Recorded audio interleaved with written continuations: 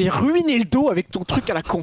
Attends, je vais t'expliquer du début. Samedi matin, je me réveille vers 8h, mais pas naturellement, je me réveille parce que j'ai une douleur au plexus solaire, tu vois, qui m'empêche de respirer correctement. Bon, c'est désagréable, voilà, ça m'a réveillé, mais c'est pas très grave. Ouais. Et vers 3h du matin, je me réveille parce que j'ai une putain de douleur vénère, tu vois, qui arrive dans le milieu de mon dos en haut, tu vois. Et au bout d'un quart d'heure, 20 minutes, la douleur dans le dos, elle commence un peu à disparaître. Et là, j'ai un point qui me compresse, tu vois. Et j'arrive vraiment plus à respirer. Je peux plus, genre, prendre des bouffées d'air normales et je fais des micro-respirations et tu vois, et je commence à suer, tu vois, et à me dire, je peux plus respirer. Mais tu vois, je me dis pas, genre, juste, je vais mourir, juste, putain, je sais pas ce que j'ai. Et tu vois, je tape sur Google mal de dos, mal plexus, respirer, machin, et je tombe sur des gens qui parlent de diaphragme, etc. Genre, en vrai, ça ressemblait vachement à ce que j'avais. Et le truc, c'est que tu vois, genre, un quart d'heure, 20 minutes, 3/4 d'heure, 1 heure, et ça ne passe pas, tu vois, et j'ai de plus en plus de mal à respirer. Je suis en mode, mais juste, ça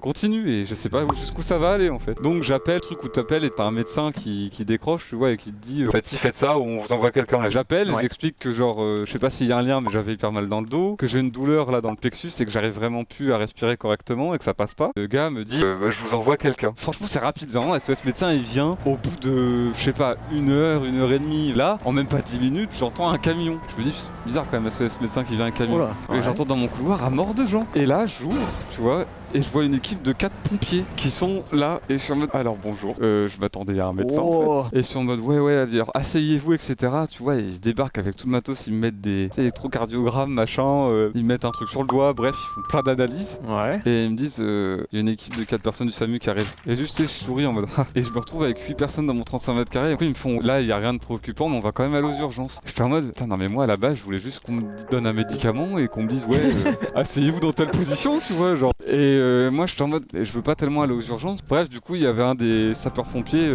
qui était super sympa et qui je prends l'ascenseur, tu vois, et qui m'emmène. Et je monte dans son camion, on parle, tu vois. Qui me dit dans le camion, votre tête me dit quelque chose. Et là, je me dis, pitié, non, j'ai le masque et tout.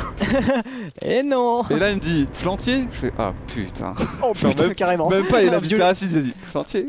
En plus, un vieux fan. God damn, le mec n'est pas juste un gars qui a vu passer une vidéo, quoi. C'est pas top parce que je me dis, imagine le mec, il va dire, chez Terracide, ou là, ça pue la merde, hein. Genre, parce que je me suis dit, je sais pas, ça se trouve, ça peut le renfermer. Il va dire à tout le monde que je pue. C'est avec sa meuf qui pue là, tu sais, genre, je sais pas, je me suis dit. Je sais que ça n'a pas rapport au Covid, mais il y a une fille qui est rentrée du SAMU après que mon billet était là, qui a dit, on va aérer, hein. Et je suis en mode, est-ce qu'elle dit ça parce que c'est confiné et qu'on est plusieurs, ou est-ce qu'elle dit ça parce que ça pue? C'est quoi, c'est en mode la merde. Je suis en mode, vous dites ça à cause de l'odeur qu'il y aurait ou c'est pour le Covid? Donc je me suis rassuré en me disant, c'est vrai qu'on est vite dans un petit espace. Et du coup on me fait attendre. Et du coup genre j'attends pendant plus de 3/4 d'heure dans la salle, tu vois. En parallèle de ça, je discute avec des potes qui dormaient pas et y en a un qui me dit, MDR, t'as fait combien de temps du fauteuil massant?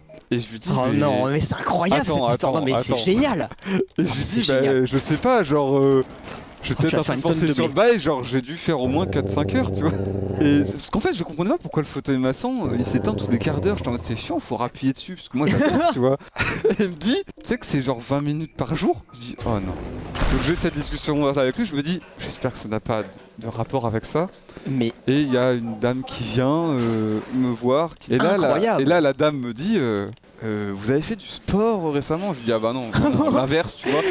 Et faut passer aux aveux de la honte. Vous avez fait quelque chose avec votre dos? Et là du coup j'ai le flashback de lui qui me dit t'as vraiment fait beaucoup de fauteuil maçon? Et je me revois moi pendant des heures en train de faire oh putain quel kiff. Une fois qu'elle m'a dit ça j'étais en mode mon dieu, je connais l'origine du problème, je ne pense pas que je sois en train de faire un infarctus. Et du coup j'étais juste en mode écoutez madame, je sais que c'est contre votre déontologie mais je pense que je vais y aller. Je sais que c'est pas bien et qu'il peut y avoir un risque, mais je prends le risque de partir. Mais l'histoire est de bout en bout est incroyable. Tu reçois ton petit truc, t'es trop content, tu fais ton petit live et tout, c'est trop marrant. Le fauteuil m'a emmené aux urgences parce que je pouvais plus respirer.